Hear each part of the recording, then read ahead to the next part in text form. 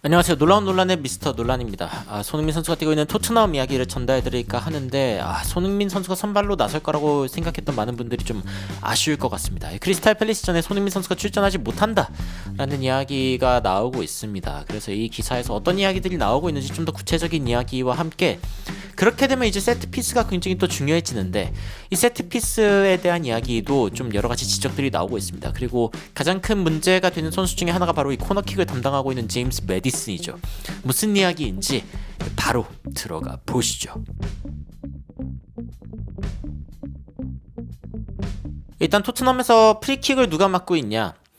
포로 메디슨 비수마가 맡고 있습니다. 일단 기본적으로 그렇고, 코너킥은 누가 맡고 있냐? 클루셉스키, 메디슨, 베르발 이렇게 맡고 있습니다. 그래서 이제 이 세 선수가 보통 차고 두 곳에 다 포함된 이름은 바로 제임스 메디슨. 그만큼 이제 메디슨의 킥력이 팀 내에서 인정받고 있다라는 이야기일 텐데, 근데 경기에서는 이런 부분들이 제대로 드러나지 않고 있습니다.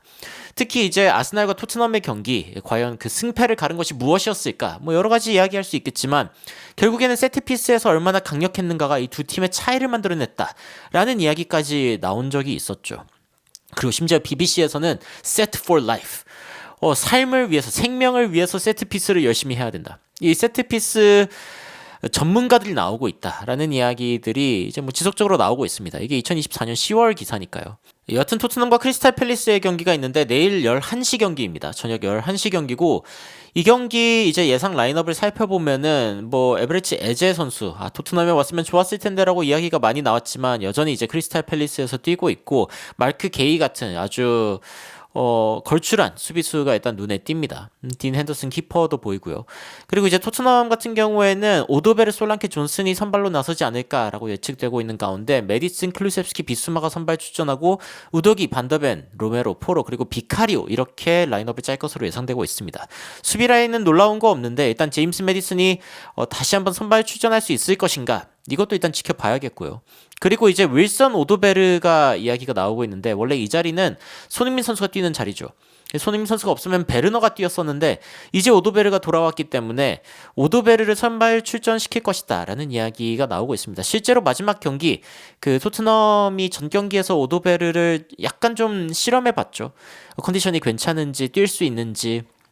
일단 오도베르의 컨디션이 올라온 것으로 보이고, 손흥민 선수가 뛰지 못한다라는 이야기가 나오고 있습니다. 이것도 이제 애슬레틱지에서 어떤 식으로 이야기를 했냐면은, 토트넘 캡틴 손흥민 선수가 햄스트링 부상이 있었는데 웨스트햄전에 이제 복귀를 했단 말이죠. 그리고 골까지 넣었습니다. 그런데 이번 주 훈련에 일단 참석하지 않았고, 그리고 알크마르와의 이 유로파리그 승리 가운데에서도 손흥민 선수의 모습이 보이지 않았습니다.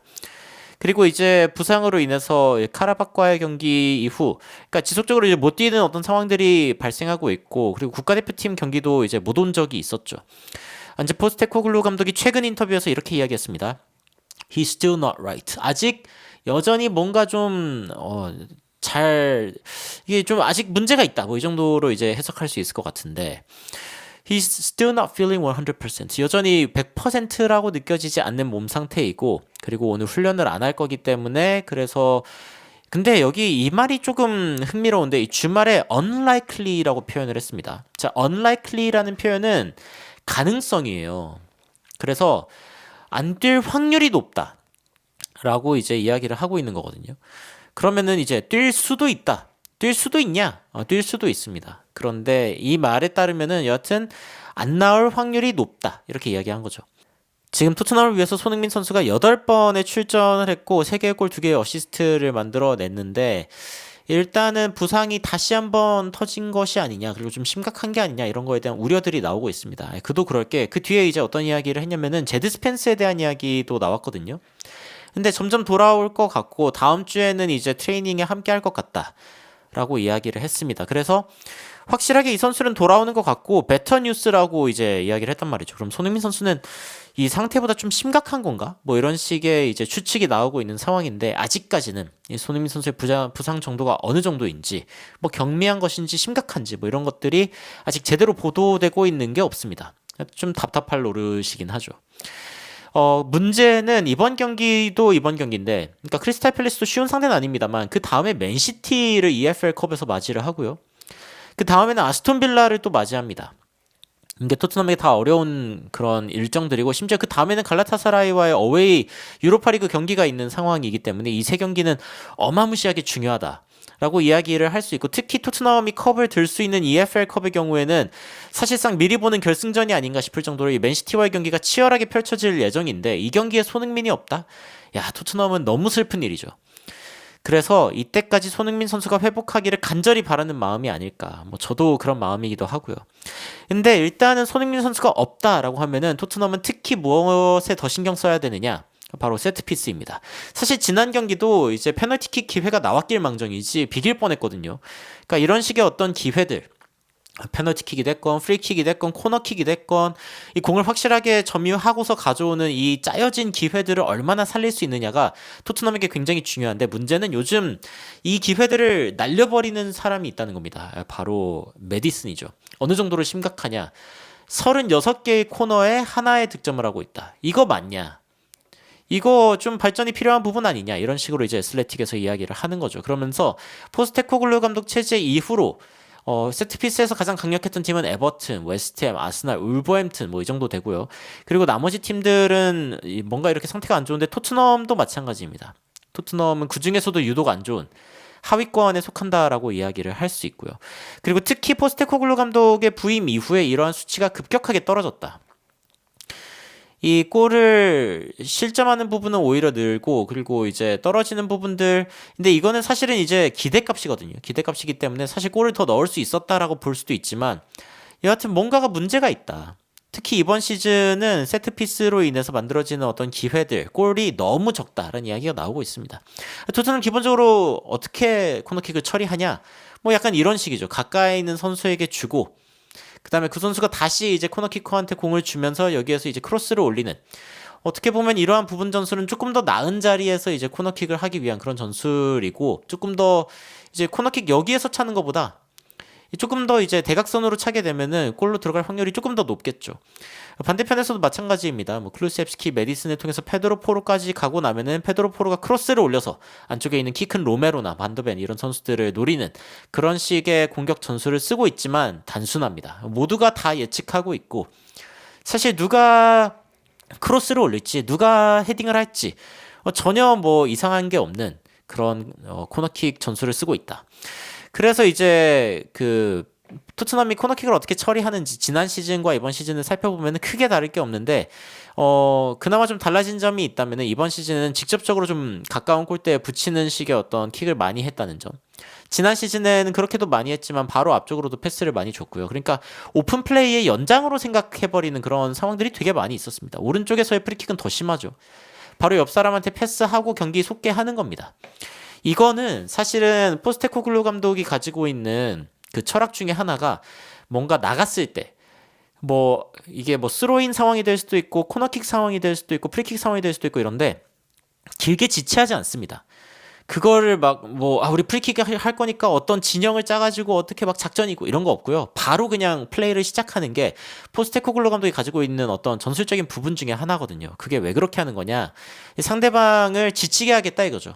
보통 코너킥 할 때 좀 한숨 돌리고 스로인 할 때 한숨 돌리고 이렇게 하는데 한숨 돌릴 틈을 주지 않겠다. 너희를 힘들게 하겠다. 하지만 토트넘은 사실상 그렇게 해가지고 얻은 게 본인이 체력에 붙여가지고 힘든 그런 상황밖에 없었어요. 그래가지고 이제는 한쪽 코너킥 같은 경우에는 특히 이제 왼쪽에서 나오는 코너킥 같은 경우에는 직접적으로 골대로 연결할 수 있는 찬스로 더 많이 주고 있다라는 게 드러나는 그런 부분이고 그리고 특히 니어포스트를 노리고 있다. 이거는 뭐 토트넘 경기를 보시는 분들이면은 다 아는 이거 이미 봤던 장면 같은데 또 가까이 주고 날려버리고 이거 너무 많이 봤죠. 특히 이제 메디슨이 엄청나게 많이 날려먹어서 최근에 이제 뭐하러 세트피스 테이커 자리를 메디슨에게 주냐 뭐 이런 언론의 반응도 늘어나고 있는 상황입니다.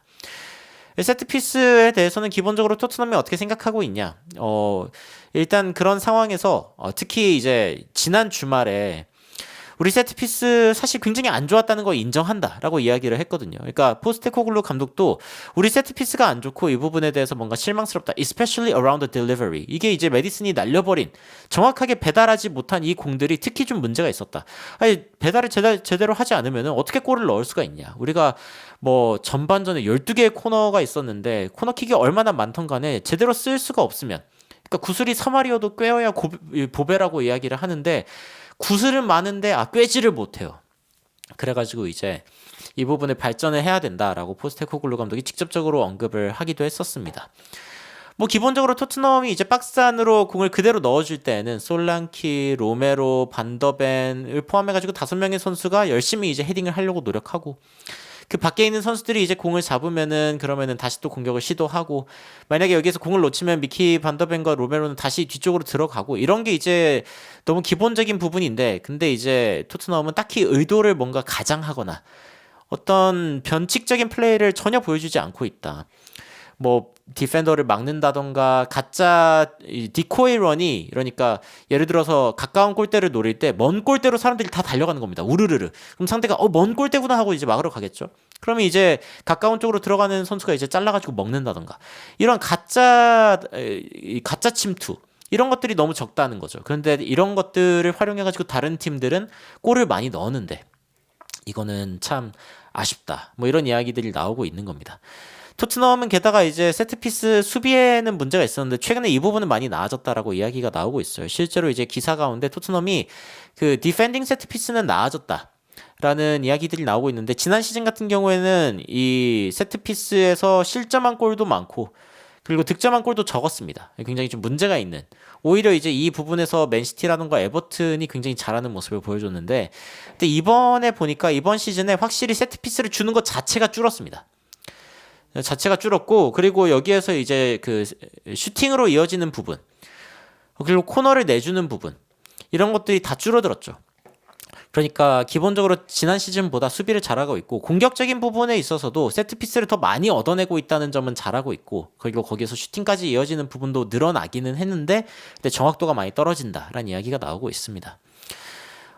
토트넘과 아스날이 만났을 때 이때 당시에 나왔던 통계에 의하면은 토트넘은 세트피스를 가장 많이 실점하는 팀 중에 하나이기도 했고 그리고 아스날이 가장 많이 득점하는 팀 중에 하나이기도 했는데 손흥민 선수가 없는 이번 크리스탈 팰리스전에서 토트넘이 만약에 세트피스를 얻어낸다면은 이거를 골 기회를 어떻게 잘 살릴 수 있을지에 대해서 좀 진지하게 고민해봐야 될 것 같습니다. 손흥민 선수가 없다는 것은 그만큼 필드골을 낼 수 있는 확률이 줄어들었다라는 뜻이고 그렇게 된다면 세트피스 하나하나의 가치가 더 높아질 수밖에 없는 거니까요.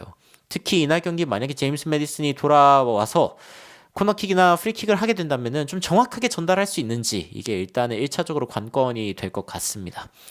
여러분들은 토트넘의 현재 상황 그리고 이 세트피스에 대한 이야기들 손흥민 선수의 그리고 부상 소식까지 전달드렸는데 어떻게 생각하시는지 굉장히 궁금합니다. 댓글로 의견 남겨주시면 더욱 흥미롭고 재밌고 정확한 외신 소식으로 여러분들 찾아뵙도록 하겠습니다. 이상 놀라운 논란 미스터 논란이었습니다. 시청해주셔서 감사합니다.